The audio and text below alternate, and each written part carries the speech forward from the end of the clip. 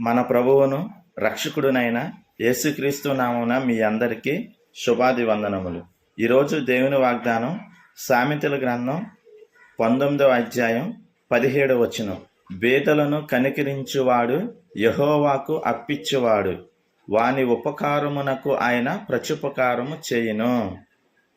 చూడండి, ఈ రోజుల్లో మనందరం కూడా మన చుట్టూత, మన నివసించే గ్రామాల చుట్టూత, మన పరిసరాల చుట్టూత ఎంతోమంది అనాథలు మనకు కనిపిస్తూనే ఉంటారు. ఎంతోమంది దిక్కులేని అనాథ పిల్లలు, వృద్ధులు, వికలాంగులు, పిల్లలు పట్టించుకొని వృద్ధులు ఎంతోమంది మనకు వీధుల్లోనూ, గ్రామాల్లోనూ, రోడ్ల మీద కనిపిస్తూ ఉంటారు.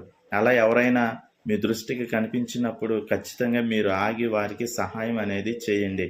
వారికి కనీసం కొంత ఆహారాన్ని ఇవ్వండి, లేదా బట్టలు లేక బాధపడుతుంటే వారికి వస్త్రాలు ఇవ్వండి. ఈ వర్షాకాలం పాపం దుప్పట్లు లేక ఎంతోమంది ఇబ్బంది పడతారు. అటువంటి వాళ్ళందరికీ కూడా మీరు సహాయం చేయండి. మీరు వాళ్ళకి సహాయం చేస్తే యెహోవాకు అప్పిచ్చిన వాళ్ళు అవుతారు. చూడండి, మీరు వారికి చేసిన ఉపకారానికి ప్రత్యుపకారం ఆయన చేస్తానంటున్నాడు.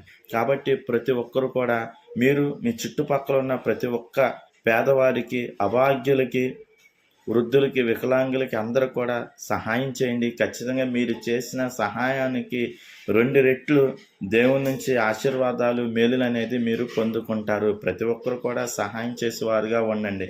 అంతేగాని నేను సుఖంగా ఉన్నానా, సంతోషంగా ఉన్నానా, నేను, నా కుటుంబం, నా ఫ్యామిలీ అనే విధంగా దయచేసి ఎవరు కూడా ఆలోచించవద్దు. క్రైస్తవుడు అంటేనే ఇతరులకు సహాయం చేసేవాడుగా ఉండాలి. మనం కేవలం క్రైస్తవులు అని నోటి మాటతో చెప్పుకోవటం కాదండి, మన యొక్క క్రియల ద్వారా మనం క్రైస్తవులు అని ఇతరులకు తెలియాలి. కేవలం మన క్రియల ద్వారా ఒక ఫ్లేవర్, ఒక సువాసన అనేది, క్రైస్తవుడు అంటే ఒక సువాసన అనేది ఇతరులకు వెదజల్లాలి. ఎలా అంటే మన క్రియలు, ఇతరులతో ప్రేమగా ఉండటం, ఇతరులకు సహాయం చేయటం, వారి యొక్క ఆపదల్లో మనం ఆదుకోవటం, ఎవరికైనా కష్టాలు వచ్చినప్పుడు మనం అండగా నిలబడటం, ఇటువంటివి క్రైస్తవులు చేయాలి. కాబట్టి నా ప్రియ సహోదరుడా, మీ చుట్టుపక్కల ఉన్న మీ ప్రాంతాల్లో, లేదా మీరు రోడ్ల మీద వెళ్తున్నప్పుడు ఎవరైనా అనాథలు కనిపిస్తే దయచేసి వారందరూ కూడా మీరు సహాయం చేయాలని. మీ సహాయం వృధాగా పోదండి. కేవలం అది మీరు దేవుడికి అప్పించిన వాళ్ళు అవుతారండి. వాళ్ళకి మీరు ఎప్పుడైతే సహాయం చేస్తారో అది దేవుడికి మీరు అప్పించిన వాళ్ళు అవుతారు. దేవుడు మీరు చేసే ప్రతి ఒక్క ఉపకారానికి ప్రత్యుపకారం దేవుడు చేస్తానని ఈ వాగ్దానం ద్వారా మనందరికీ తెలియజేస్తున్నాడు. కాబట్టి ప్రతి ఒక్కరూ కూడా మీ యొక్క ప్రాంతాల్లో ఉన్న బేదలను ఆదుకోవాలని ప్రభు అయిన యేసుక్రీస్తు నామమున మీ అందరికీ ప్రేమతో తెలియజేస్తున్నాను.